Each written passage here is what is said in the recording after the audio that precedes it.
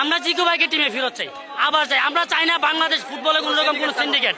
যদি এরকম সিন্ডিকেট আমরা আবার দেখতে পাই, আমরা ফুটবল সমর্থকরা আবার রাস্তায় নেবে এই সিন্ডিকেটকে ধ্বংস করে দেবো ইনশাল্লাহ।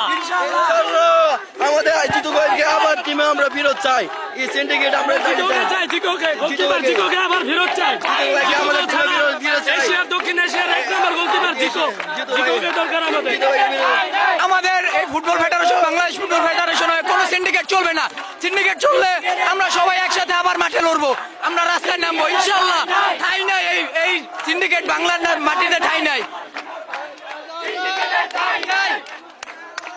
সিন্ডিকেটের দাম নাই, সিন্ডিকেটের দাম নাই। কাদের আর পতন চাই, জিকুকে দলে চাই, জিকুকে দলে চাই, জিকুকে দলে চাই, সিন্ডিকেট চলবে না বাংলাদেশে। জিকুকে দলে চাই।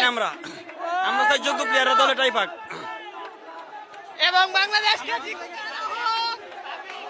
আমার সোনার বাংলায় সিন্ডিকেটের ঠাই নেই। আমরা একটি স্লোগানের মাধ্যমে আমরা জানিয়ে দিতে পারি, এই আমরা বাংলাদেশে ফুটবলের সাথে এতদিন যা হয়েছে সে আগামীতে যাতে না হয় সেটার জন্য আমরা আজকে এখানে বিভিন্ন স্লোগান দিচ্ছি। এবং একমাত্র বাংলাদেশ ফুটবলকে এগিয়ে নিয়ে যেতে চাইলে কাবরেরাকে বাদ দিতে হবে কোচ হিসাবে এবং সিন্ডিকেট মুক্ত দেশ গড়তে হবে।